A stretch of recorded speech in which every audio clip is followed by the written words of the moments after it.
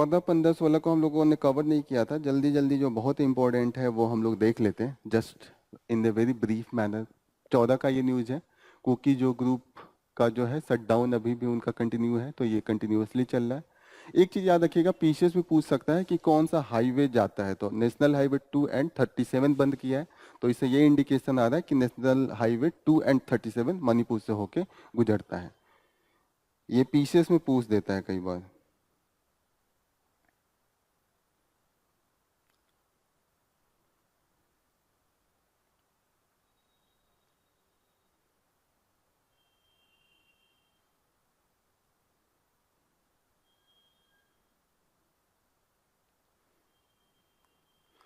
एक न्यूज बहुत दिनों से है, सिंधुदुर्ग डिस्ट्रिक्ट है महाराष्ट्र का, वहाँ पे आयरन और माइनिंग को लेके काफी विरोध हो रहा है, ठीक है।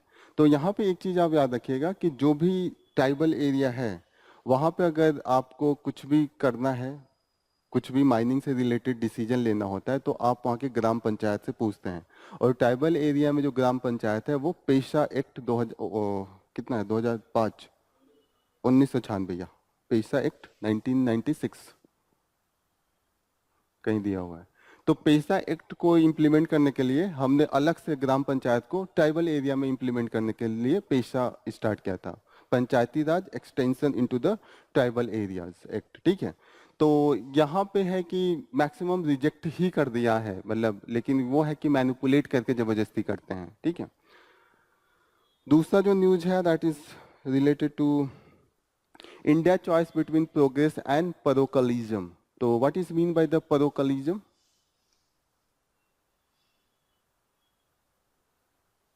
parochialism इस क्या होता है, parochialism?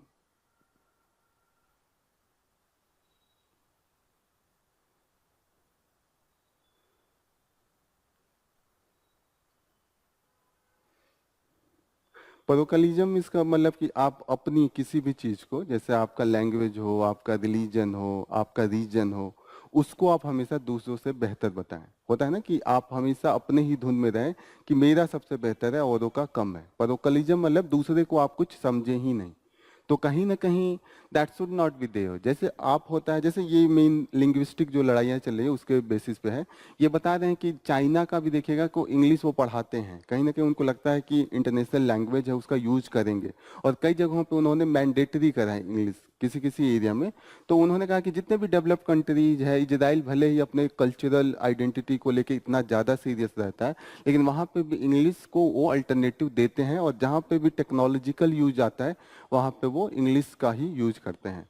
तो इन्होंने कहा है कि इंग्लिश को एज ए टूल आप यूज कर सकते हैं, कहीं ना कहीं ये नहीं दिखा सकते हैं कि कोई एक लैंग्वेज ही दूसरे लैंग्वेज पे बहुत ज़्यादा सुपीरियर है। तो ओवरऑल डिस्कशन यही है कि कहीं ना कहीं आपको प्रोग्रेस करना है तो parochialism को से थोड़ा सा दूर रहना पड़ेगा।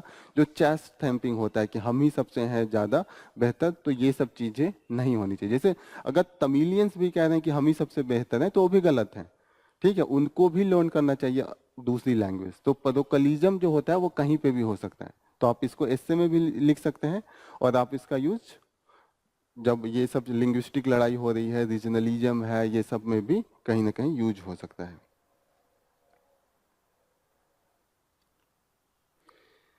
यहाँ पे जेंडर बजट कंटिन्यूअसली चल रहा है, हम लोग डिस्कस कर रहे थे जेंडर बजट। क्या है जेंडर बजट?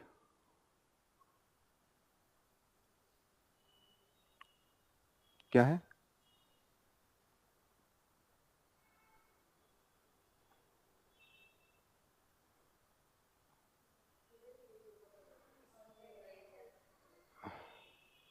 आप बताइए। वो बोल रहे हैं फीमेल के लिए उनका प्रोग्राम। ठीक है, इनसे एक कदम आगे इन्होंने सही बताया कि गैप को, ठीक है। और इसमें है कि जेंडर है तो उसमें ट्रांसजेंडर भी ले सकते हैं, तो ये इनसे भी आपने स्टार्ट सही किया। ये थोड़ा सुधार किए और इन्होंने परफेक्ट बता दिया कि जो जेंडर है यहाँ पे फीमेल ही नहीं, कोई भी जेंडर है उनके बीच में गैप है, उसको आप अगर गैप को कम करना चाहते हैं, दोनों को इक्वल लाना चाहते हैं, तो आप जेंडर बजटिंग करते हैं। और यहाँ पे इन्होंने एग्जाम्पल दिया है कि जो हमारे डिफरेंट स्कीम्स हैं सही तरीके से हम टारगेट नहीं कर पा रहे हैं। तो ओवरऑल ये डिस्कशन कंटिन्यूअसली चल रहा है। How can India meets the rising power demand? तो यहाँ पे जो डिस्कशन है कि आने वाले टाइम में कंटिन्यूअसली हमारा जो पावर का डिमांड है वो बढ़ने वाला है। जिस तरीके से हमारा लिविंग स्टैंडर्ड बढ़ रहा है, इंडस्ट्रियलाइजेशन बढ़ रहा है, अर्बनाइजेशन बढ़ रहा है, उस हिसाब से पावर का डिमांड बढ़ेगा। अब लिविंग स्टैंडर्ड बढ़ेगा तो हर एक आदमी पहले बिना फैन का रहता था, फिर फैन खरीदेगा, फिर उसकी लिविंग स्टैंडर्ड बढ़ गई तो कूलर खरीदेगा, फिर उससे ज़्यादा बढ़ गई तो वो एसी खरीदेगा, और ज़्यादा बढ़ गई तो एसी का वो वाटेज जो है वो बढ़ा देगा, 1 टन का लगाएगा, फिर 2 टन का लगाएगा, तो कहीं ना कहीं ये डिमांड है वो बढ़ेगा। और India is just a developing country, तो आने वाले टाइम में डेवलपिंग कंट्रीज का एक लार्ज पॉपुलेशन है वो बाहर आएगा अपने, तो वही वो डिस्कस कर रहे हैं कि कैसे बढ़ेगा, किस तरीके से। और इन्होंने percentage year on year demand की बात कही है, और किस एरिया में कितना इलेक्ट्रिसिटी की खपत है यहाँ पे इन्होंने मेंशन किया है। सबसे ज़्यादा जो है वो इंडस्ट्रीज में है, फिर हाउस होल्ड में है, एग्रीकल्चर में है। तो ये सीरीज थोड़ा याद रखिएगा कि इंडस्ट्रीज का जो है सबसे ज़्यादा है, फिर दूसरे नंबर पे हम देख रहे हैं कि हाउस होल्ड है, और तीसरे पे एग्रीकल्चर है। ठीक है, तो इस तरीके से अभी नीड है। समर में ये एकदम पीक पे जाता है, जब हमारी गर्मियाँ बढ़ती हैं तो हमें नीड एसीज एंड कूलर की ज़्यादा होती हैं। तो ये सब चीज़ें यहाँ पे डिस्कस किया है कि इसके लिए इंडिया को तैयार रहना चाहिए कि एक तो कोल ऑप्शन है, कोल भी डिप्लीट होगा, फिर हमारे पास रिन्यूएबल एनर्जी की बात आएगी। रिन्यूएबल एनर्जी क्या है? इंटरमिटेंट है। इंटरमिटेंट का मतलब क्या?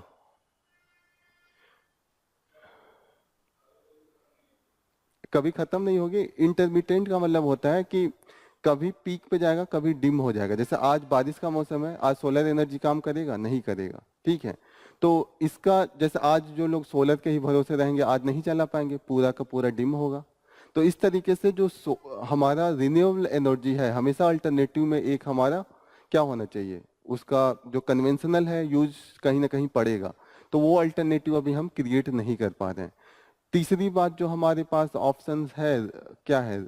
न्यूक्लियर एनर्जी का, लेकिन उसके लिए हमारे पास एक तो प्रोटेस्ट इतना होता है और टेक्नोलॉजी नहीं है। तीसरी बात जो है कि फ्यूल है, यूरेनियम है, थोरियम का यूज अभी हम कर नहीं पा रहे हैं। तो ये सब इश्यूज इन्होंने यहाँ पे डिस्कस किया हुआ है।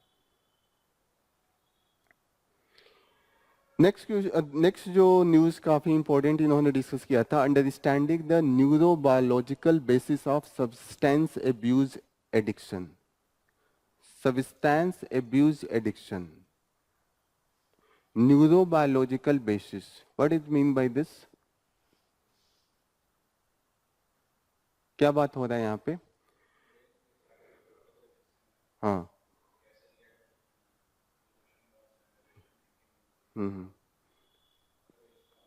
राइट।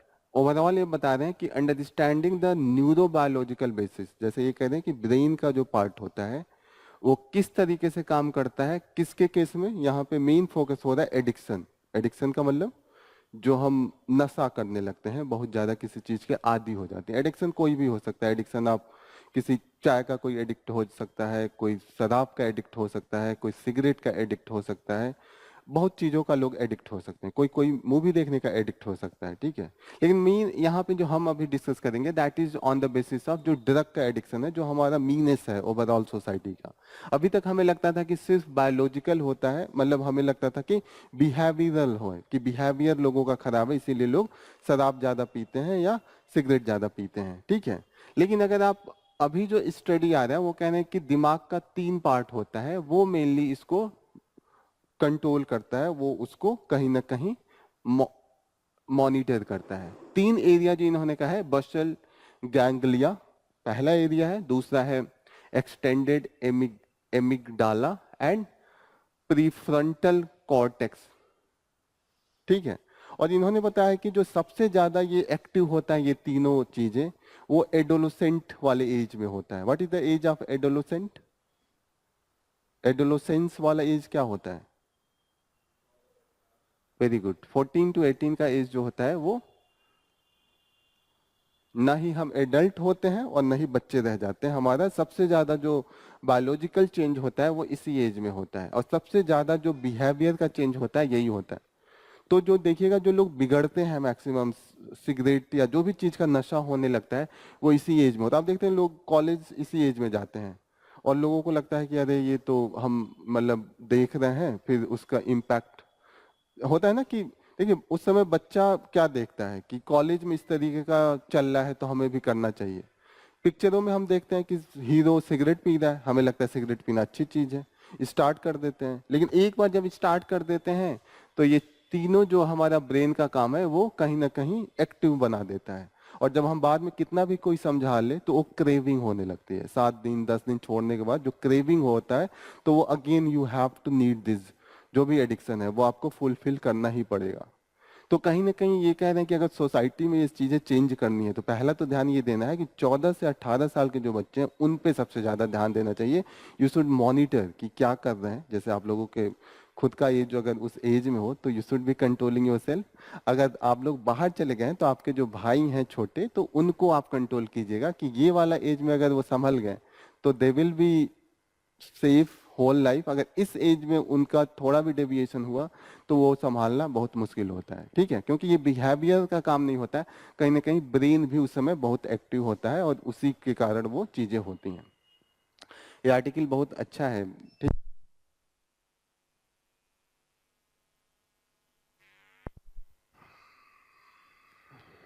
इसका यूज आप सोसाइटी में भी कर सकते हैं, एसए में भी कर सकते हैं, एथिक्स का पेपर 4 में भी कर सकते हैं। बहुत यूज का ये आर्टिकल है, तो ये आप लोग बहुत ध्यान से पढ़िएगा। और सोशल चेंज जब आपको करना है, समाज सुधार, उसमें भी इसका यूज आएगा।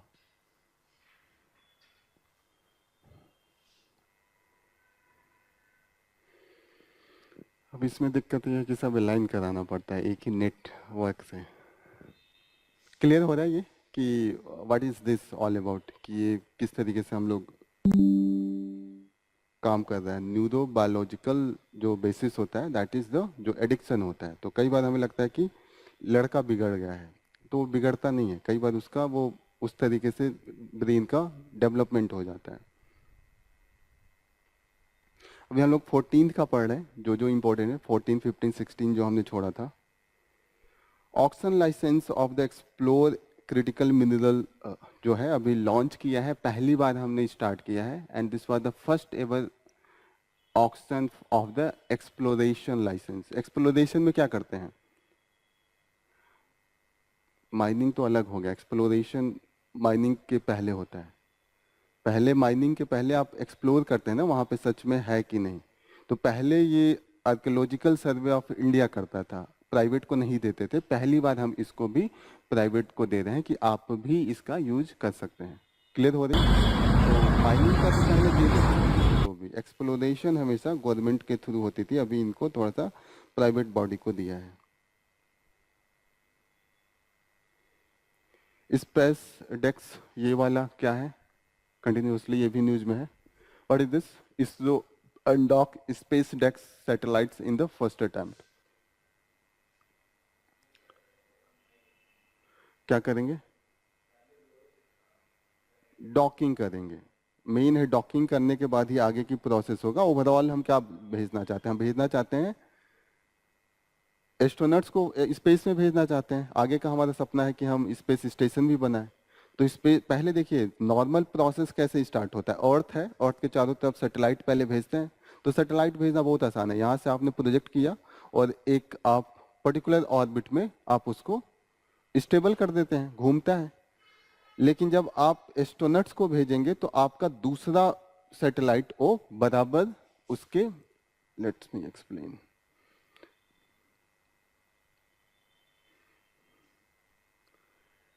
ये अर्थ है, नॉर्मल सैटेलाइट जो आपने भेजा वो क्या करेगा, यहां जाके घूमेगा चारों तरफ, यही करते हैं हम। फिर आप जब किसी भी एस्ट्रोनट्स को भेजना है या स्पेस स्टेशन बनाना है तो वहां पे क्या पहले एक पैरेलल ले जाके स्टेबल करेंगे ना, स्टेबल करके वहां पे चीजों को जोड़ेंगे, कहीं ना कहीं वहां पे एक्टिविटी होगी। तो कहीं ना कहीं दूसरा की भी तो जरूरत होगी स्पेस की, एक और स्पेस जाएगा, एक और कहीं ना कहीं सैटेलाइट जाएगा किसी भी फॉर्म में, और वो यहाँ पे इसके बराबर पैरेलल आएगा, तभी तो लोग उससे उतर के उस पे जाएंगे। जब डॉकिंग का मतलब वो अलाइन कर जाए, और अलाइन इस तरीके से करें कि आप उससे एक दूसरे में मूव करें। जैसे आप नॉर्मल समझिए कि बस चल रहा है, दूसरे बस को एकदम पैरेलल चला है, एक बस से चलते हुए दोनों बस में एक से दूसरा चढ़ जाए, कठिन काम है। और इसीलिए जल्दी एस्ट्रोनट्स भेजना बड़ा मुश्किल होता है। उससे भी मुश्किल होता है आप स्पेस स्टेशन क्रिएट करें, क्योंकि आपको अलाइन करना पड़ेगा। अलाइन करके कहीं ना कहीं डॉकिंग उसी को कह रहे हैं कि अलाइन करके एक दूसरे को कनेक्ट कर दें। इससे ये भी फायदा होगा कि फ्यूचर में मानिए सैटेलाइट का फ्यूल खत्म हो रहा है तो जाके दूसरे वाले से फ्यूल भर के चले आए। कुछ हम भेजे 10 में भेजे 10 में वो फ्यूल भर दे। स्पेस स्टेशन में कुछ खराबी हो रहा है, अभी हम लोग पढ़ रहे थे कि स्पेस एक्स की जो अभी भेजा था सुनीता विलियम्स वहां पे फंसी हुई थी कई महीनों से, 9 महीने से थी, अभी वापस आने वाला है, आज के न्यूज में वो है। तो क्या था कि कहीं ना कहीं दूसरा स्पेस आपने सैटेलाइट भेजा और उससे वो वापस दे विल बी कमिंग बैक, यही होगा ना। तो डॉकिंग का प्रोसेस यही है। स्पेस डेक्स जो हम कर रहे हैं उसके थ्रू हम पहले अभी डॉकिंग कर रहे हैं, अभी हमने कोई एस्ट्रोनट्स नहीं भेजा है, अभी हम सिर्फ डॉकिंग करना सीख रहे हैं। उसके बाद हम दूसरा स्टेप होगा कि एस्ट्रोनट्स भेजेंगे, यही होगा।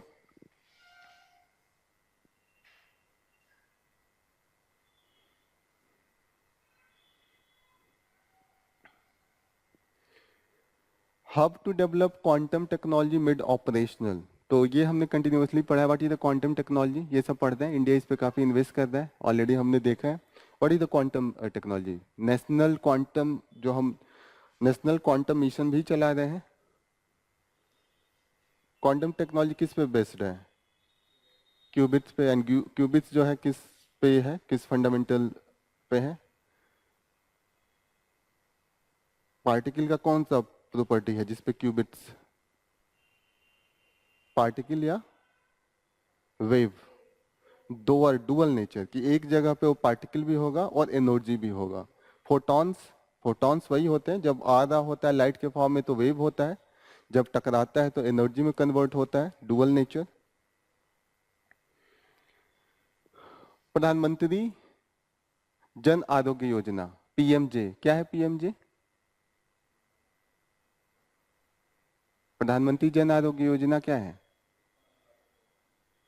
आयुष्मान भारत प्रधानमंत्री जन आरोग्य योजना, ठीक है। इसमें देखा गया है कि जो हॉस्पिटल्स हैं वो फर्जी का काफी यूज कर रहे हैं। जैसे कि आप गए, पता चला कि आपने 5,000 का मेडिकेशन करा, उन्होंने 25,000 का बिल बनाया, ठीक है। और वो जो गवर्नमेंट से क्लेम कर रहे हैं 25,000 कर रहे हैं, तो इसमें काफी ज्यादा फ्रॉड हो रहा है। मेन है इंश्योरेंस बेसिस पे ये स्कीम है। इंश्योरेंस बेसिस का मतलब पहले आप दवा करें, फिर आपके अकाउंट में वापस पैसा दिया जाएगा, और जो इम्पैनल्ड हॉस्पिटल्स हैं वो गवर्नमेंट से पैसा लेंगे, यही टोटल प्रोसेस है। अब फ्लॉ ये है कि हर चीज हमारे वहाँ हमें लगता है कि लोग ईमानदार हैं, लेकिन जहाँ पे भी हम एज्यूम करते हैं लोग ईमानदार हैं, वहाँ पे लोग उसका मिसयूज करते हैं, ठीक है। तो ये सब केसेस बहुत आ रहे हैं। नियर अबाउट कितना 600 हॉस्पिटल्स को इन्होंने ब्लॉक किया हुआ है, तो काफी ज्यादा ये केसेज हैं। Lenders funding emerging green projects at the higher risk. Lenders funding emerging green project at the higher risk. क्या बोल रहा है ये?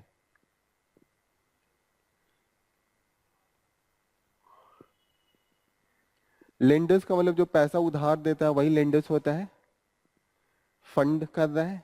Emerging green projects, emerging green projects का मतलब आजकल हम लोग हर चीज, हर जो प्रोजेक्ट बना रहे हैं ग्रीन प्रोजेक्ट के नाम से बना रहे हैं कि इसमें कम एनर्जी का यूज होगा, और जितनी भी एनर्जी है वो रिन्यूएबल एनर्जी से एसोसिएटेड है, और हमारा एमिशन है बहुत कम है। ग्रीन प्रोजेक्ट दिखाने के लिए यही सब दिखाना पड़ता है कि आपका जो यूज है वो रिन्यूएबल एनर्जी ज्यादा है, एमिशन आपका कम है। ओवरऑल यही दिखाएंगे, सब लोग यही दिखा रहे हैं।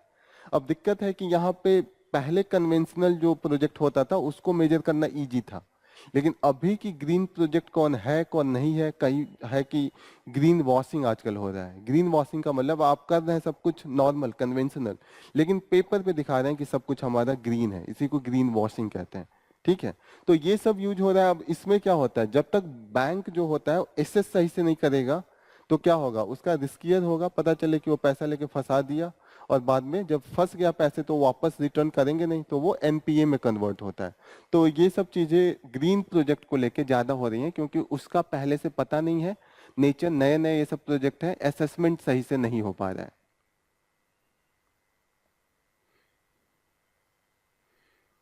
वर्ल्ड हिस्ट्री में मैक्सिमम रिपीटेड न्यूज है।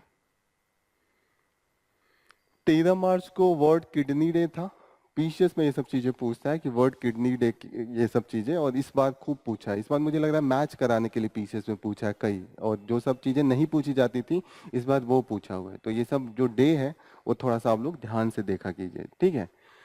किडनी का जो मेन है, अभी तक माना जाता था कि जब एजेड लोग हो जाते हैं 45 50 55 होते हैं तब ये होता है, लेकिन अभी जो पाया जा रहा है कि लाइफ स्टाइल जिस तरीके से हम जी रहे हैं तो बहुत यंग एज में किडनी में फेलियर, किडनी में दिक्कतें हो रही हैं, ठीक है। सबसे ज्यादा दिक्कत इस बात से भी हो रहा है कि जो हम लोग वाटर इनटेक है वो बहुत कम है, खासकर स्टूडेंट्स में। जैसे स्टूडेंट्स का इसलिए वाटर इनटेक कम हो गया कि उनके स्कूल्स में जो फैसिलिटीज है वो प्रॉपर रूप से स्टेबलिश नहीं है। उनके पास जो प्यूरिफायर वाला वाटर की मशीन है वो नहीं है, वो एब्सेंट है। और बच्चों को ये लगता है कि बार बार, जैसे अगर मानिए आपका क्लासरूम यहाँ पे है और पानी पीने के लिए जाना पड़े नीचे फर्स्ट फ्लोर पे, तो आपको प्यास भी लगेगी तो आप थोड़ा सा डीले करेंगे। तो इस तरीके से कॉलेजों में वो अवेलेबल नहीं है, तो इसीलिए ये सब चीजें यंग एज में भी देखने को मिल रहा है, ठीक है। तो इसके लिए ये है कि किडनी का आप टेस्टिंग कराएं हमेशा। जब ये सब फेलियर बहुत फ्रिक्वेंट है तो किडनी का टेस्टिंग होनी चाहिए। जो किडनी से डिजीज होता है उसकी टेस्टिंग जो होती है that is the urine albumin and creatinine blood test होता है, और ये काफी महंगा होता है और अवेलेबल भी जल्दी नहीं होता है, तो इसीलिए ये जल्दी लोग कराते भी नहीं है। तो इससे ये पता चलता है कि जब आपका हायर स्टेज पे आने लगता है, किडनी नॉर्मल खराब होगा तो नहीं कोई सिम्पटम होता है, जब ज्यादा लेवल पे फेलियर होता है तब सिम्पटम उसका आना स्टार्ट होता है, और तब तक वहां पे क्या होती है कि एक लेवल के बाद आप उसको वापस रिवर्स नहीं कर सकते हैं, ठीक है। तो उसको ट्रांसप्लांट ये सब चीजों में चला जाता है, उसमें पैसे बहुत लगते हैं। तो यहाँ पे इन्होंने दिया है कि क्या क्या रीजन है किडनी फेलियर का आजकल। पहला तो डायबिटीज, जो हमारा डे टू डे जो एक्टिविटीज है। डायबिटीज क्या है, बिहेवियर के कारण ही होता है कि आप बहुत ज्यादा स्टे करने लगते हैं, ज्यादा आपका एक्टिविटीज नहीं है, ठीक है। दूसरी चीज है कि hypertension, cardiac condition, obesity and family history of the kidney disease, ये सब मेन रीजन है जहां पे आपको पता चलेगा कि किडनी से रिलेटेड है तो आपको चेक कराना चाहिए। High rates of the self treatment among the older adult, study ने पाया है कि जो लोग थोड़े से एजेड हो जाते हैं उनको लगता है कि मैं खुद ही डॉक्टर हूँ, तो जाके खुद दवा खुद अपने आप से लेने लगते हैं। बच्चों को भी कहते हैं कि ये खा लो वो खा लो। आपने सुना होगा कि आप बड़े पिताजी से या किसी से पूछे तो वो कहेंगे अरे ये हुआ ये खा लो, ठीक है। तो ये इंडिया में बहुत फ्रिक्वेंट पाया जाता है, और इसका क्या रिजल्ट होता है, जब आप सेल्फ मेडिकेशन करते हैं तो क्या होता है। पहली बार सेल्फ मेडिकेशन होते हैं तो प्रॉपर तरीके से आप एक तो बिना डायग्नोसिस के ही स्टार्ट करते हैं, तो वो ऑलरेडी बहुत डेंजरस है। दूसरी चीज है कि जब आप सेल्फ मेडिकेशन करते हैं तो आपको ये नहीं पता होता कि कितना डोज चाहिए, कितना ड्यूरेशन चाहिए। तो इससे क्या इम्पैक्ट पड़ेगा, माइक्रोबायल रेजिस्टेंस जो होता है, जो एमडीआर हम लोग पढ़ रहे थे, ये सब चीजें बढ़ने लगती हैं, रेजिस्टेंस पावर बढ़ने लगता है जो डिजीज होता है, जितने भी बैक्टीरिया होते हैं। सबसे ज्यादा इंपॉर्टेंट जो न्यूज था वो था what is the hanta virus and how does it spread, ठीक है। तो ये काफी न्यूज में था और ये थोड़ा सा हम लोग देखेंगे। So what is the hanta virus, US,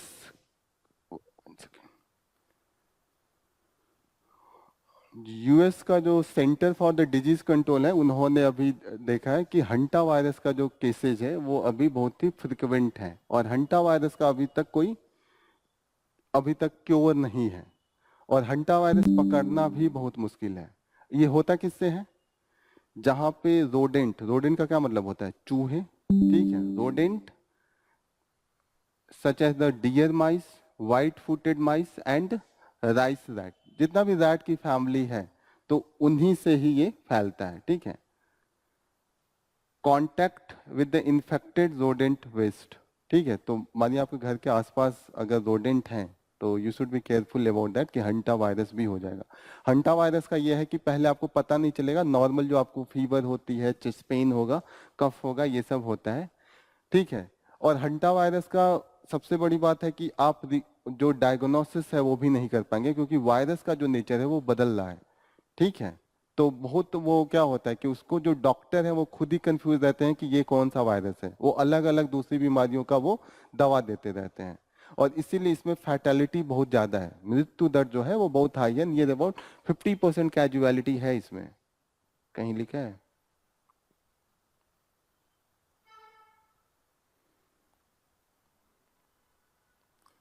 ठीक है, इसकी कैजुअलिटी हाई है, यहाँ पे नहीं है, लेकिन इसकी जो कैजुअलिटी है नियर अबाउट 50% इसमें डेथ रेट है। तो these are the things that you should be knowing. इसमें जो सिम्पटम होगा वो फ्लू लाइक सिम्पटम होगा। क्लियर हो रहा है ये? इतना तो पता चल गया ना, what is the hanta virus, किससे फैलता है, क्या इसके सिम्पटम है, एंड इसका जो क्योर है क्यों टफ है, क्योंकि ये फ्रिक्वेंटली इसका जो बैक्टीरिया है, वायरस है, वो चेंज हो रहा है। ठीक है, क्लियर? ये 14th का था, कितना टाइम हो गया, 10:40 हो गया। 15th का मैं जल्दी जल्दी करता हूँ।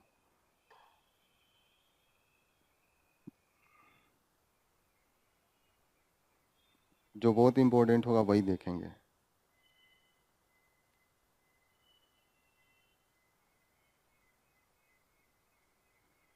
आदित्य L1 मिशन तो कंटिन्यू चल रहा है, तो आप लोगों को पता ही है।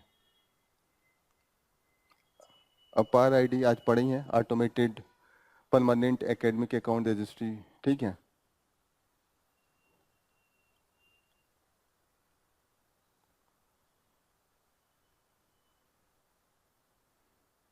Hampi is a UNESCO world heritage site. ठीक है ना? हम्पी किससे एसोसिएटेड है? विजयनगर एम्पायर, और तुंगभद्रा जो नदी है जस्ट बगल से है। विजयनगर एम्पायर का सबसे ग्रेटेस्ट किंग कौन था? कृष्णा देवराय। ठीक है। सिंहभूम डिस्ट्रिक्ट का जो केस चल रहा है, जहाँ पे अभी माइनिंग को लेकर विरोध हो रहा है, तो ये यहाँ पे इनका टोटल एनालिसिस दिया हुआ है। PESA act, Panchayati extension to the schedule area act 1996।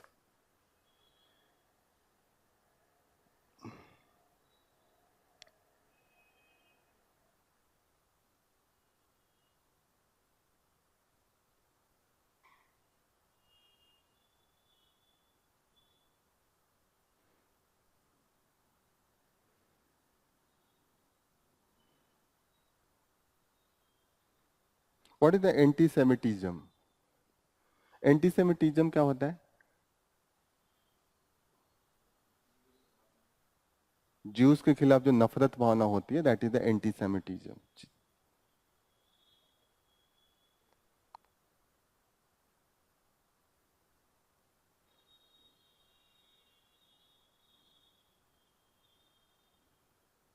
16th का देख लेते हैं।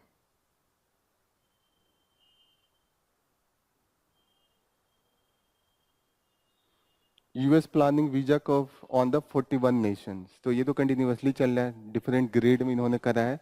तो अभी ये परमानेंट नहीं है, आगे जो अपडेट होगा वो हम लोग देखेंगे। इंडिया भी इस लिस्ट में नहीं है।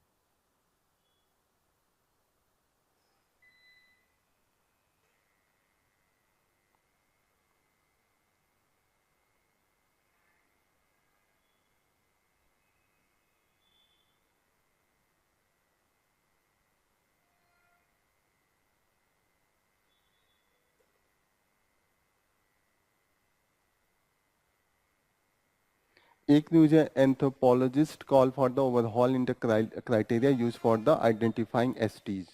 तो अभी जो एसटीज को हम लोग रिकॉग्निशन देते हैं कि ये एसटी कैटेगरी में आएंगे, ये नहीं आएंगे, तो लोकूर कमेटी का एक रिपोर्ट है, उसके बेसिस पे हम देते हैं। लोकूर कमेटी का जो रिपोर्ट आया था 1965 में आया था। ठीक है, तो अभी जो साइंटिस्ट, अभी जो पुराना वाला है ये था कि हम इस बेसिस पे, जो लोकूर कमेटी ने दिया था क्राइटेरिया, उन्होंने कहा कि कितना आइसोलेटेड है कोई, अगर कम्युनिटी जितना आइसोलेटेड है मेन स्ट्रीम से, उतना माना जाएगा कि वो ट्राइबल उसका नेचर है। फिर हमने कहा कि हिली रीजन पे है, कितना ज्योग्राफिकली आइसोलेशन है, एक होता है कि सोशल आइसोलेशन, एक होगा कि जो ज्योग्राफिकल आइसोलेशन कि वो बहुत ज्यादा हिल पे आ रहा है, कभी प्लेन पे आ ही नहीं पा रहा है, ठीक है। फिर हम देखेंगे कि कितनी उसका बैकवर्डनेस है। बैकवर्डनेस का हमारा जो पैरामीटर है कि एजुकेशन, हेल्थ, इनकम, ये सब हम बैकवर्डनेस में देखेंगे। एंड प्रिमिटिव ट्रेट कि कितना वो पुरानी पद्धति को फॉलो कर रहे हैं, अभी भी वो आग का किस तरीके से यूज कर रहे हैं, अभी हंटिंग कर रहे हैं, अभी जो है गैदरिंग कर रहे हैं, ये सब चीजें होगा यूज में, ठीक है। लेकिन ये जितना भी है, आपको नहीं लग रहा है कि डेरोगेटरी है, मतलब किसी का आप पिछड़ापन का मजाक उड़ा रहे हैं। हो सकता है कि उसके लिए वो डेवलप्ड हो, आपके तुलना में, आपके रिस्पेक्ट से। देखिए, डेवलपमेंट हमेशा कंपैरेटिव होता है। आपके जैसे आपको लगे कि आपके लिए शर्ट पहनना डेवलपमेंट है, किसी को लगेगा कि उसका धोती पहनना ही डेवलपमेंट है, उसमें डेवलपमेंट से कुछ नहीं लेना है। उसको लगेगा सिर्फ पहनावा है मेरा ज्यादा मॉडर्न है, हो सकता है कि आने वाले टाइम में फिर धोती एक फैशन बन के आए, हो सकता है ना। तो ऐसे में ये जितनी भी चीजें बहुत ज्यादा एक तरीके से ऑब्जेक्टिव नहीं है। ऑब्जेक्टिव पैरामीटर का मतलब एक बहुत ही आप नंबर्स देके नहीं निकाल सकते हैं, ये सब रिस्पेक्टिव है। तो अभी जो माना जा रहा है कि कहीं ना कहीं हमें इसको मोर ऑब्जेक्टिव बनाना चाहिए और ज्यादा से ज्यादा वाइड स्प्रेड बनाना चाहिए। ये बहुत नैरोड है, ठीक है। तो यहाँ पे कह रहे हैं कि आप पैरामीटर बढ़ा दीजिए, ठीक है। और यहाँ पे इन्होंने दिया है कि डिफरेंट अप्रोच होता है, इवोल्यूशनरी अप्रोच, हिस्टोरिकल और द सिविलाइजेशनल अप्रोच, ठीक है। ये सब भी आप यूज कीजिए कि किस तरीके से इवोल्यूशन हुआ है किसी कम्युनिटी का, किस तरीके से उनकी हिस्ट्री रही है, किस तरीके से सिविलाइजेशनल चेंज हुआ है, ये सब आपको लाना है। और इन्होंने कहा है कि जो अभी जो टोटल एसटीज की एंट्री है, 756 एंट्रीज है जो एसटीज का है। टोटल हमारे पास अभी जो कास्ट है 4000 के आसपास है, जो ऐसे जो अभी रेशनल हम ले रहे हैं। तो ये सब चीजें बदलने की बात हो रही है कि यहाँ पे जो पैरामीटर है we can change and we can bring the more wider, कि उससे खुद भी तो पूछा जाए कि जैसे आपने तो खुद डिसाइड कर दिया, एक पैरामीटर ये भी तो ऐड होना चाहिए कि वो आदमी अपने आप को ट्राइबल समझता है कि नहीं, वो अपने आप को मॉडर्न समझता हो, आप भले जाए ट्राइबल एरिया में। तो ये सब चीजें यहाँ पे इंक्लूड करने की बात हो रही है।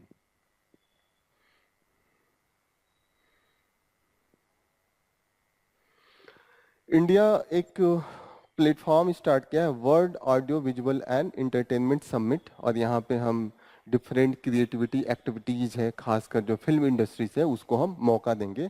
और इसमें हमारा जो है जो मेन ऑर्गेनाइजेशन जो इसको स्टार्ट कर रहा है, that is the between the information and broadcasting ministry है एंड महाराष्ट्र गवर्नमेंट, ये दोनों आपस में कोलेबोरेट करके ये स्टार्ट कर रहे हैं, ठीक है। तो ये जो होने वाला है अभी मुंबई में होने वाला है। तो ये पीसेस के पर्सपेक्टिव से आप एक बार इसको देख लीजिएगा, ठीक है। What is the name? Wave इसका शॉर्ट फॉर्म है। The full form is the world audio visual and entertainment summit.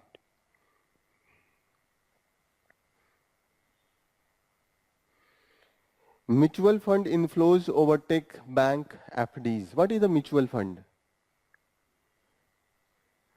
ये न्यूज बोल रहा है कि mutual fund inflows overtake bank FDs. तो म्यूचुअल फंड का जो यूज है, जो बैंक में हम फिक्स डिपॉजिट करते थे, एम एफ का मतलब म्यूचुअल फंड एंड एफडी का मतलब फिक्स डिपॉजिट। तो म्यूचुअल फंड का मतलब क्या होता है?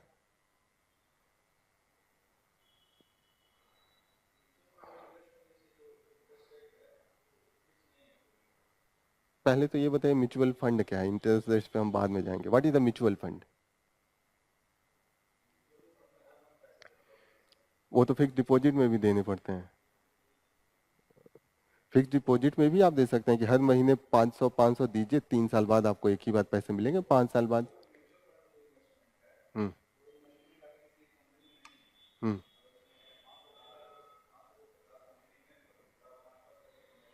तो एसआईपी क्या है? क्या एसआईपी है? तो म्यूचुअल फंड क्या है? इतना सुनते हैं, म्यूचुअल फंड का नाम नहीं सुना है। म्यूचुअल फंड किससे रिलेटेड है? म्यूचुअल फंड किससे रिलेटेड है? इक्विटी मार्केट से रिलेटेड है। इक्विटी मार्केट का मतलब क्या होता है? कैपिटल मार्केट, जहां पे आप शेयर खरीद लेते हैं। होता है ना, शेयर खरीदते हैं। शेयर का मतलब कोई कंपनी है, 100 करोड़ का है, वो अपना कुछ शेयर बेचती है। जैसे आपने 5,000 का भी खरीदा तो 0.001% आप उसका शेयर खरीद लिया, आप भी मालिक बन गए, ओनरशिप हो गई। म्यूचुअल फंड होगा कि आप डायरेक्ट शेयर खरीदे। एक होता है कि डायरेक्ट शेयर खरीदे, म्यूचुअल फंड में क्या होगा कि एक इंटरमीडियरी आ जाएगा, ठीक है। इंटरमीडियरी कहेगा कि मैं एक्सपर्ट हूँ, आपके आम जनता के पास तो इतना टाइम नहीं होता कि दिन रात देखे कि ये कंपनी परफॉर्म अच्छा कर रही है, ये खराब कर रही है। तो मीडिएटर एक्सपर्ट होगा, उसको पता होगा कि कौन सी कंपनी कैसे परफॉर्म करेगी। आप मीडिएटर को देंगे, मीडिएटर क्या करेगा, उस कई कंपनियों में इन्वेस्ट करेगा। जैसे इन्होंने कहा, बहुत इन्होंने सही कहा कि एक कंपनी नहीं, वो कई कंपनियों में करेगा। बिल्कुल सही यहाँ तक, ठीक है। यहाँ तक हो गया म्यूचुअल फंड कि मीडिएटर आपका पैसा करेगा। जैसे नॉर्मल होता है, हम आप करेंगे तो हमारे पास टाइम नहीं है, हम घाटे में जाएंगे, कहीं ना कहीं हमारा लॉस होगा। जो डायरेक्ट आप देखिएगा, जो लोग डायरेक्ट करते हैं बड़ा लॉस होता है, कभी ना कभी जाके वो लॉस करते हैं, जब तक कि बहुत बड़े एक्सपर्ट नहीं हो। तो हम लोग मीडिएटर को करते हैं। मीडिएटर क्या करेगा, जाके उन कंपनियों में करेगा। तो यहाँ पे म्यूचुअल फंड का मतलब होगा कि you will be investing into the mediator, intermediary. और इंटरमीडियरी जो है वो ओरिजिनल कंपनी में करेगा और आपको प्रॉफिट दिलाएगा, और कुछ शेयर वो खुद ले लेगा। होगा ना कि आपको 10,000 दिलाया तो कहेगा कि 1,000 मैं भी लूंगा। यही होता है म्यूचुअल फंड। एसआईपी जो होता है कि म्यूचुअल फंड में आपने एक बार पैसे दे दिए, ठीक है। एसआईपीज में होगा कि आप उसको मंथली बेसिस पे देंगे, जैसे ये कह रहे थे, और आप कहीं ना कहीं ज्यादा डाइवर्सिफिकेशन करेंगे। जो एक में अगर आप देते हैं, म्यूचुअल फंड वैसे भी उसको मन करे तो वो भी डाइवर्सिफाई कर सकता है, लेकिन एसआईपीज में होता है कि आप मंथली बेसिस पे देखें। जैसे होता है फिक्स डिपॉजिट होता है, वैसे आपका एसआईपीज होगा। क्लियर हो रहा है। म्यूचुअल फंड में आप एक बार पैसा दे सकते हैं, ठीक है। जब आप उसको एक बंधे हुए पैसे में कि 500 1,000 जैसे फिक्स डिपॉजिट देते हैं, उस तरीके से देंगे तो आपका वो कहीं ना कहीं एसआईपीज हो जाएगा, ठीक है। एसआईपीज में ये होता है, रिस्क आप कम कर देते हैं। एक ही बार पैसा जाने से अच्छा कि आपको धीरे धीरे पैसे दे दें, और दूसरा कभी कोई कंपनी गिरा तो कहीं ना कहीं आपका बाकी का पैसा कहीं और लगेगा, एक ही बार तो डूबेगा नहीं। तो आपका एक तो पैसे भी मिलते रहेंगे, रिस्क थोड़ा कम हो जाता है। म्यूचुअल फंड भी रिस्की है, ऐसा नहीं है कि इंटरमीडियरी हमेशा अच्छे ही जगह पर करेगा। तो इसीलिए देखिएगा, जब म्यूचुअल फंड का प्रचार आता है तो लास्ट में कहता है टर्म्स एंड कंडीशन, एक खतरा है, खुद के बेसिस पे करें। तो इसीलिए होता है कि वो भी रिस्की है, ठीक है। तो ये समझ में आ रहा है, what is the mutual fund, what is the SIP, ठीक है। फिक्स डिपॉजिट ये होता है कि आप पैसे किसी फिक्स टर्म के लिए करते हैं। फिक्स डिपॉजिट जैसे आप कह रहे हैं कि इकट्ठा भी दे दें। दूसरा होता है कि आप 500-500 रुपए लेके 5 साल तक दें, 10 साल तक दें। नहीं होता, आप लोग पढ़ते होंगे कि 5 साल में 3 गुना हो जाएगा, 2 गुना हो जाएगा। ये सब प्रोसेस क्या होता है, फिक्स डिपॉजिट के थ्रू ही होता है, ठीक है। एसआईपीज में भी आपका कहीं ना कहीं एक टाइम फिक्स कर देते हैं कि 3 साल तक आपको देना होगा, 2 साल तक देना होगा।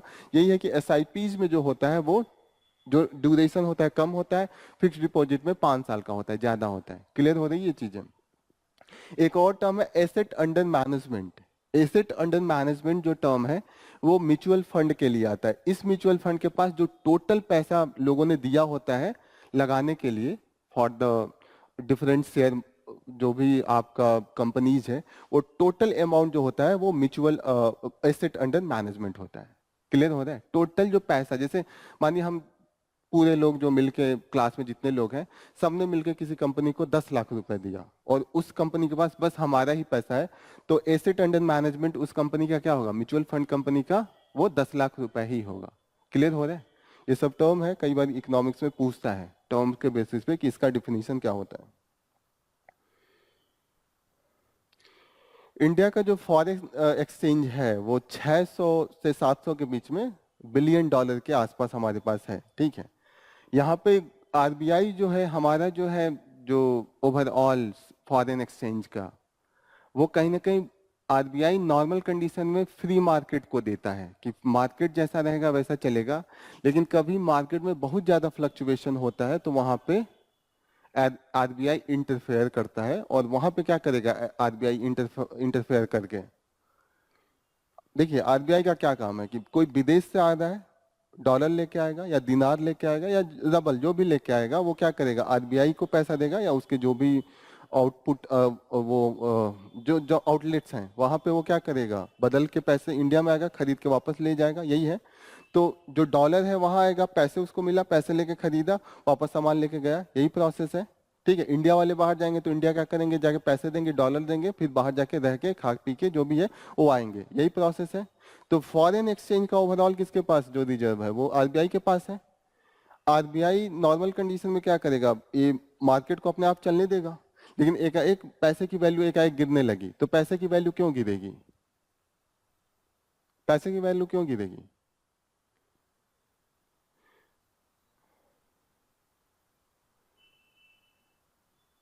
देखिए पैसे की वैल्यू एक कंडीशन में ये गिरेगी क्योंकि फॉरेन एक्सचेंज का डिमांड बढ़ गया हो, लोग 100 रुपए की जगह पे 200 रुपए देके डॉलर खरीदना चाहें, यही होगा ना। पैसे की वैल्यू क्यों गिर गई कि डॉलर नहीं मिल रहा है और उनको डॉलर लेके जाके मर्सिडीज लाना है, वाइन लाना है, कुछ ना कुछ लाना है जो हमें इंडिया में नहीं मिलेगा, बाहर से लाना है।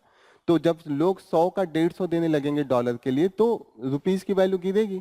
ऐसे केस में आरबीआई क्या कर सकता है, अपना जो रिजर्व है बेच देगा। दूसरा कंडीशन क्या, तभी तो फ्लो जो है डॉलर की बढ़ जाएगी, जब बेचना स्टार्ट करेगा तो जो चेसिंग होगा कम हो जाएगा। तो जब मार्केट में डॉलर ज्यादा आ जाएगा तो खरीदने का जो डिमांड है वो कम हो जाएगा, कम हो जाएगा ना। तो ये यहाँ पे दिया हुआ है, बस आपको ये जानना है कि जो ओवरऑल फॉरेन रिजर्व हमारे पास है 650 के आसपास है। सबसे मैक्सिमम जो बढ़ के गया है 700 गया है। जो इंडिया का अभी आरबीआई के पास जो फॉरेन रिजर्व का जो अमाउंट है, ये आप देखते रहेंगे तो याद हो जाएगा। ठीक है, मैंने याद नहीं किया है, वो देखते रहने से एक दिमाग में बना रहेगा। 650 से 700 के बीच में हमारे पास बिलियन डॉलर में फॉरेन रिजर्व आरबीआई के पास है। नेक्स्ट न्यूज है increasing green house gas emission में थ्रेट इन सैटेलाइट। तो यहाँ पे ये ओवरऑल एनालिसिस ये कर रहे हैं, नॉर्मल हमें लगता है कि जो ग्रीन हाउस गैसेज हैं वो क्या करते हैं, ग्रीन हाउस गैस का क्या फंक्शन है? हम्म, गर्म करते हैं, हमेशा गर्म करते हैं। हाँ, तो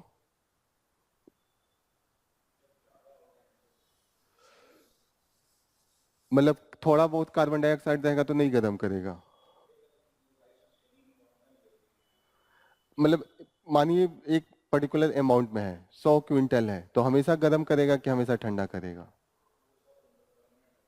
हाँ,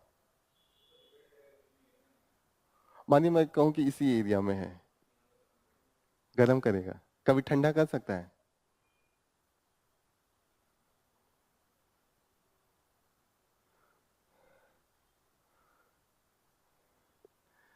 ठंडा भी करता है, शॉर्ट टर्म के लिए नहीं, लॉन्ग टर्म के लिए भी ठंडा कर। ये अर्थ है, अर्थ के जो कई लेयर, पहला लेयर होगा टोपोस्फेयर, फिर स्ट्रेटोस्फेयर, उसके बाद मीजोस्फेयर, मीजोस्फेयर के बाद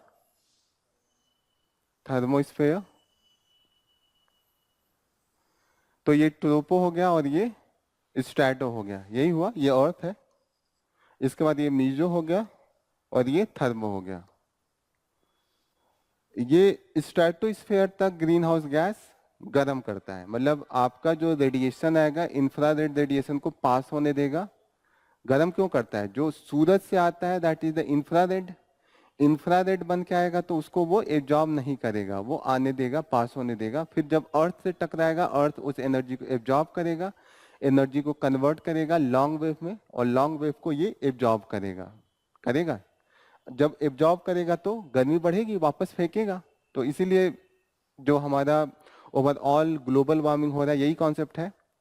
लेकिन जब सेम ग्रीन हाउस गैस इस लेयर पे होता है, मेसोस्फेयर एंड थर्मोस्फेयर पे, तो ये उल्टा इफेक्ट करता है। ये क्या करता है, जो इंफ्रारेड आता है उसको ये रिफ्लेक्ट कर देता है इस लेयर पे।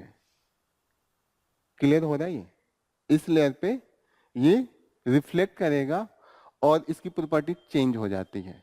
जब ये रिफ्लेक्ट करेगा तो ये ठंडा करेगा, जब रेज को आने ही नहीं देगा तो क्या होगा, ठंड बढ़ेगी ना। जब हीट इंटर ही नहीं करेगा लेयर के अंदर में तो वो क्या करेगा, एनर्जी एब्जॉर्ब नहीं कर पाएगा, रिफ्लेक्ट करेगा। क्लियर हो रही है ये चीजें, एब्जॉर्ब।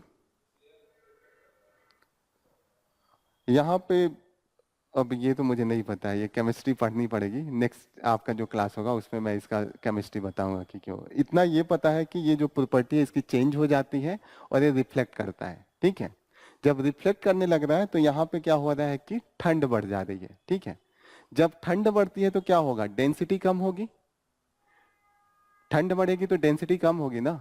तो ये जो लेयर होगा वो श्रिंक करेगा अंदर की तरफ, कम होगा ना। जब गैसेज होंगे लेयर, जब वो डेंसिटी बढ़ेगी तो अंदर जाएगा, होता है कि नहीं होता है? जब डेंसिटी बढ़ती है तो चीजें कम होती हैं। जैसे आपने रुई देखा होगा, रुई को एकदम आप पुश करें, डेंसिटी बढ़ा दिया तो ओवरऑल कम होता है, डेंसिटी ही बढ़ती है। जब आप कोई भी चीज हो, मिट्टी अगर आपने जस्ट प्लाउ किया है, खेत को जोता है, तो वहां पे क्या होता है, ऊपर उठ जाता है, उसी पे आप दौड़ दीजिए तो फिर नीचे चला जाता है, डेंसिटी कम हुई। तो यहाँ पे कम होता है। अब ये इफेक्ट क्या होगा कि जब ये डेंसिटी कम होगी, जब ये श्रिंक करेगा, तो यहाँ पे जो सैटेलाइट्स हैं, जो भी सैटेलाइट्स हैं यहाँ पे, सैटेलाइट्स घूम रहे हैं। अब सैटेलाइट्स की एक लाइफ होती है। लाइफ होने के बाद सैटेलाइट्स क्या होता है, वो डेब्रीज बन जाता है। डेब्रीज बन के यहाँ घूमेगा। अब देखिए, जब यहाँ पे गैसेज ज्यादा रहेंगी तो क्या होगा, रेजिस्ट करेंगे, उसको आगे नहीं बढ़ने देंगी ना। रेजिस्ट करेंगी तो वो जल्दी से, जो उसका ऑर्बिटल पीरियड होगा कम होगा, गिरेगा पृथ्वी पे, इस ऑर्बिट से बाहर आएगा, तो डेब्रीज कम होंगे। समझ में आ रहा है? जब गैसेज ज्यादा होंगी तो रेजिस्टेंस पावर ज्यादा होगा। अरे आप जब भी डेंस में चलेंगे तो आपको दिक्कत होती है, अगर जब खुला खुला हो तो आपको इजी मूव करेंगे। तो जब ये स्विंग करेगा तो डेंसिटी कम हो रही है, इसको रेजिस्टेंस कम होगा, तो ये जो डेब्रीज है ज्यादा दिन तक घूमेगा। जब रेजिस्टेंस ही नहीं है तो वो ज्यादा दिन तक रहेगा ना। सिंपल सी बात है, जब आप गाड़ी को ऐसे स्लोप पे छोड़िए तो दूर तक जाएगा। वही आप कहीं पे जहाँ पे सैंड है, रेत है, वहां पे छोड़िए तो 2 ही कदम पे आके रुक जाता है, रेजिस्टेंस ज्यादा होता है। तो यहाँ पे क्या होगा कि डेब्रीज की लाइफ क्या होगी, बढ़ जाएगी। पहले तो रेजिस्टेंस के कारण उसका स्पीड धीरे धीरे स्लो होता था, फिर गिर जाता था अर्थ पे, तो कहीं ना कहीं ये खाली होता था। और ये डायरेक्ट अर्थ पे नहीं गिरता था, जल जाता है। बीच में जो एयर का रेजिस्टेंस होता है, तो जल के बहुत कम ही चांस होता है कि अर्थ पे जाए। तो कहीं ना कहीं जो ये ऑर्बिटल जहाँ पे हम भेजते हैं और जितने भी अपने सैटेलाइट्स को, वो क्या होता है, ऑर्बिटल जो है खाली होगा, ज्यादा से ज्यादा कैपेसिटी होगी जो लड़ने का, जो हम लोग एक दिन पढ़ रहे थे ना, कैसलर इफेक्ट, एक लड़ेगा सैटेलाइट, उससे 50 लड़ेंगे, पूरा का पूरा सैकड़ों में वहां पे डिस्ट्रॉय होगा। तो यहाँ पे यही इन्होंने दिया है कि जो अगर ग्रीन हाउस गैस हम बढ़ाते हैं तो एक लेवल के बाद क्या होगा कि वहां पे कूलिंग इफेक्ट आएगा, और कूलिंग इफेक्ट के बाद क्या होगा, जो सैटेलाइट है उसकी लाइफ कम हो जाएगी, थ्रेटेन करेगा। ये इसमें एनालिसिस है। मेन आपको ये बताना था कि जो ग्रीन हाउस गैस है वो कूलिंग इफेक्ट भी करता है। हमें हमेशा लगता है कि वो सिर्फ वार्मिंग इफेक्ट होता है, तो कई बार हमें ये गलत कर सकते हैं। तो ये आप ध्यान में रखिएगा कि ट्रोपोस्फेयर एंड स्ट्रेटोस्फेयर तक गर्म करेगा, और थर्मोस्फेयर एंड मेसोस्फेयर में ये कूलिंग इफेक्ट करता है। अब क्यों करता है मैं आपको फिर से बताता हूँ, ठीक है। Environmental mapping reveals the melioidosis speaks during the monsoon. तो ये एक नई बीमारी है, ठीक है, और ये खासकर अफ्रीका एंड एशिया में ज्यादा पाया जाता है, और इंडिया का जो केस है बहुत ज्यादा है, ठीक है। अगेन जो इसका होने का कॉज है, that is the infectious disease है, एंड बर्खोल्डेरिया सूडोमैली इसका जो मेन पैथोजिन है, उसके कारण ये इम्पैक्ट करता है। तो ये आपको पता होना चाहिए, ठीक है। फिर इसका एक चीज और सेम, ये जो कहाँ से जनरेट होता है, this generate from the soil and the water dwelling environment. जहाँ पे भी जमीन से जैसे होगा कि बहुत दिनों तक पानी जमा है और दलदला इस टाइप का एरिया है, वहां से इसके होने के ज्यादा चांस है। Factors such as the rainfall, temperature and humidity, तीनों इंटरेक्ट होंगे तो ये बीमारी होगी। तो बीमारी का नाम एक तो याद रखिएगा, इसका क्या डिजीज है, अगेन इसका जो डेथ रेट है इसका भी बहुत ज्यादा है। जैसे हम लोग वहां पे डेथ रेट पढ़ रहे थे ना, नियर अबाउट फैटेलिटीज नियर अबाउट 50% है, यहाँ पे भी जो फैटेलिटीज है नियर अबाउट 40%, इसका भी 50% के आसपास है। क्लियर हो रहा है ये? इंडिया में नियर अबाउट इसके जो केसेज है वो इंक्रीज हुए 44%, दुनिया में जो पाया जाता है उसका 44% जो है इंडिया में ही है, इंडिया के आसपास के जो सब कॉन्टिनेंट है उसमें है।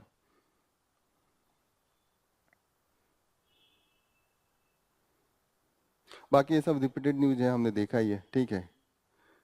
टाइगर रिजर्व कहाँ पे हमने स्टार्ट किया है, न्यू टाइगर रिजर्व किसको रिकॉग्नाइज किया है, एमपी में कौन सा था, या right, Madhav national park Madhya Pradesh, कौन सा था, 58th। ये सब रिपीटेड न्यूज है।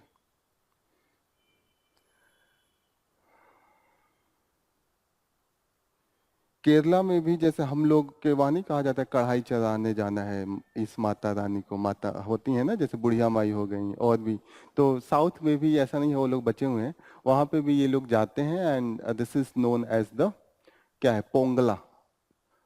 जो उनका पोंगल होता है उसी को वो लोग बनाते हैं, और उस पर्टिकुलरली जो भगवती देवी हैं उनकी वहाँ पे देते हैं। तो ये तो आपको पता होगा कि जो जैसे तीन मेन हमारी सेक्ट हैं हिंदुइज्म में, जो मेडिएवल हिस्ट्री था उसमें ये डेवलप हुआ था। पहला सैविज्म, फिर आपका वैष्णविज्म, एंड थर्ड शक्तिज्म। तो शक्तिज्म का जो मेन सेंटर था वो केरला था एंड असम का एरिया था। असम एंड वेस्ट बंगाल के एरिया में ये थे। बाकी का जो मिडिल नॉर्दर्न इंडिया था उसमें वैष्णविज्म था। आपका साउथ वाला जो और पार्ट थे डेक्कन एंड अदर एरिया, वहाँ पे शैविज्म था। ये थोड़ा सा आपको क्लियर रहना होगा। तो यहाँ पे जो मदर भगवती टेम्पल है, अतुकल भगवती टेम्पल, जहाँ पे ये चढ़ाया जा रहा है, ठीक है, पोंगला इसका नाम है।